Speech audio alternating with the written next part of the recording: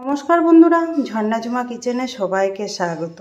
আজ আমি আপনাদের সাথে মাছের ডিমের একটা রেসিপি শেয়ার করব। একদম অন্যরকমভাবে মাছের রেসিপিটা তৈরি করব। তো রেসিপিটা কিভাবে আমি বানিয়েছি চলেন সেইটা এখন আপনাদের সাথে শেয়ার করব। একদম ইউনিক রেসিপি। তো চলেন শুরু করি। আজ আমি দেখেন মাছের ডিম দিয়ে আর আলু দিয়ে একটা রেসিপি তৈরি করব, আর রেসিপিটা একটু অন্যরকমভাবে তৈরি করব। সেই জন্য দেখেন এখানে আমি আলু কেটে নিয়েছি, আলুগুলো একটু বড় বড় সাইজ করে কেটে নিলাম। আর এখানে দেখেন মাছের ডিম নিয়েছি, আর মাছের ডিমটা ধুয়ে ভালো করে পরিষ্কার করে নিয়েছি। এখন মাছের ডিম থেকে দেখেন যে এইগুলো তেলগুলো আছে এগুলো একটু সরিয়ে নেব আমি ভালো করে। হাত দিয়ে মেখে নিলে কিন্তু বেরিয়ে যাবে এগুলো। দেখেন এই যে এইগুলো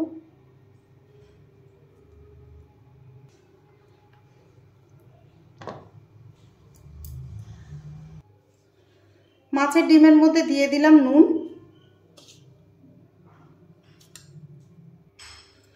দিয়ে দিলাম হলুদ গুঁড়ো,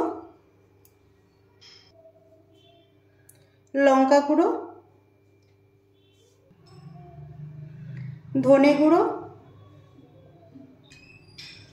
খুব সামান্য একটু জিরে গুঁড়ো দিয়েছি।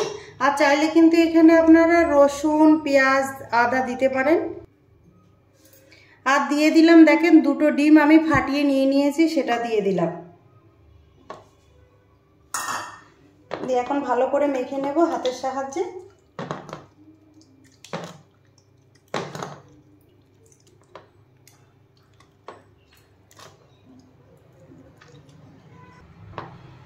দেখেন ভালো করে আমি মেখে নিয়েছি। এখন এগুলো ভেজে নেব ডিম।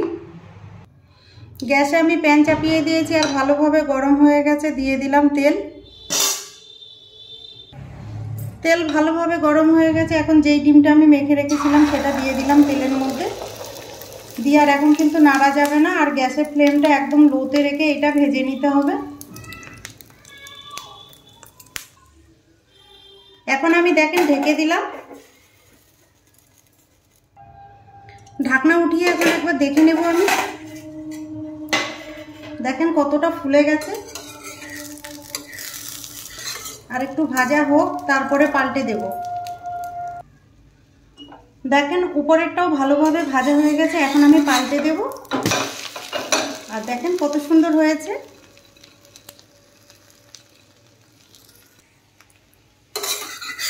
দেখেন ভালো করে ভাজা হয়ে গেছে। এখন আমি এটাকে কেটে পিস পিস করে নেব।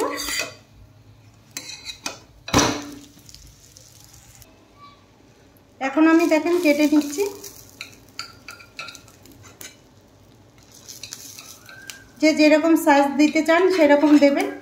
আমি একটু বড় বড় করে কেটে নিচ্ছি।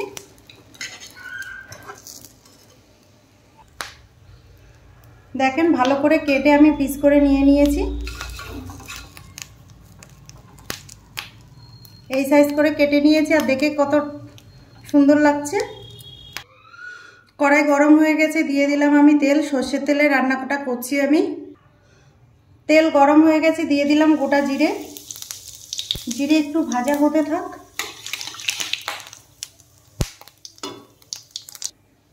জিরে ভাজা হয়ে গেছে, দিয়ে দিলাম কুচনো পেঁয়াজ আর কাঁচা লঙ্কা।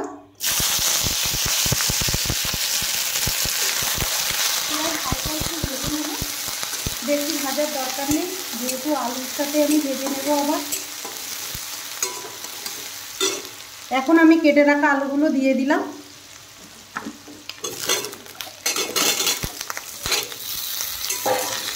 আলুর সাথে কিন্তু পেঁয়াজ আরও একটু ভালো করে ভাজা হয়ে যাবে। ভালো করে ভেজে নিতে হবে। আলু ভাজা হতে থাক, ততক্ষণে আমি মশলা তৈরি করে নেব। নিয়ে নিলাম আমি মিক্সির জার। দিয়ে দিলাম একটা বড় সাইজের কেটে রাখা টমেটো, আদা, আর দিয়ে দিলাম রসুন, গোটা জিরে। মশলা ভালো করে পেস্ট করে নেব। দেখেন মশলা আমি ভালো করে পেস্ট করে নিয়েছি। এদিকে দেখেন আলুটা ভাজা হচ্ছে, এখনো ভাজা হয়নি ভালো করে।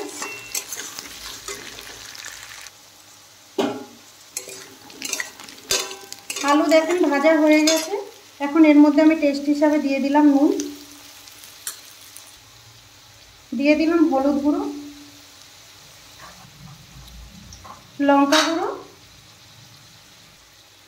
আর দিয়ে দিলাম ধনে গুঁড়ো। যেই মশলাটা আমি পেস্ট করে নিয়েছিলাম সেটা দিয়ে দিলাম। এখন সব উপকরণ একসাথে ভালোভাবে আলুর সাথে কষিয়ে নেব।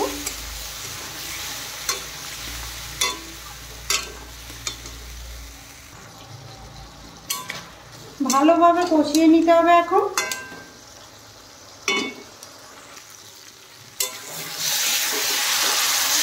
দেখেন মশলার সাথে কিন্তু ভালোভাবে আলু কষানো হয়ে গেছে।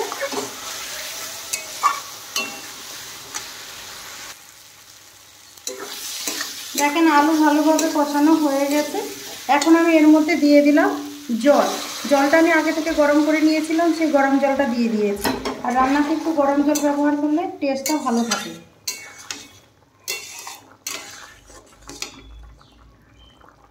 ঝোল দেখেন ভালোভাবে ফুটে গেছে। এখন আমি ডিমগুলো দিয়ে দিচ্ছি।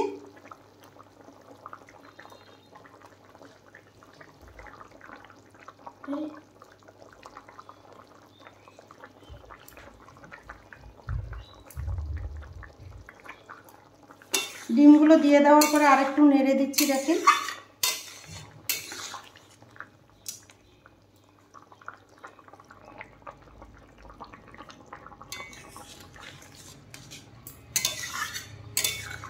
দেখেন আলু কিন্তু ভালোভাবে সেদ্ধ হয়ে গেছে।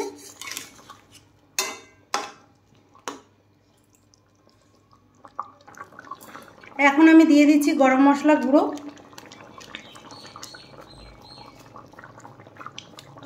চাইলে কিন্তু আপনারা জিরে গুঁড়োই দিতে পারেন।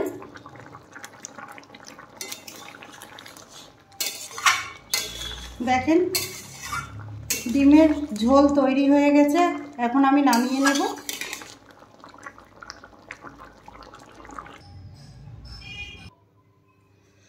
এখন আমি দেখেন বাটিতে নামিয়ে নিলাম। মাছের ডিমের এই রেসিপিটা যদি আপনাদের ভালো লাগে তাহলে আমার চ্যানেলটাকে সাবস্ক্রাইব করবেন, লাইক করবেন, কমেন্ট করবেন আর অবশ্যই শেয়ার করবেন। আর আমি যেইভাবে বানিয়েছি মাছের ডিমের রেসিপিটা, প্লিজ আপনারা এইভাবে বানিয়ে খেয়ে আমাকে কমেন্ট করে জানাবেন। ভিডিওটা দেখার জন্য আপনাদের ধন্যবাদ।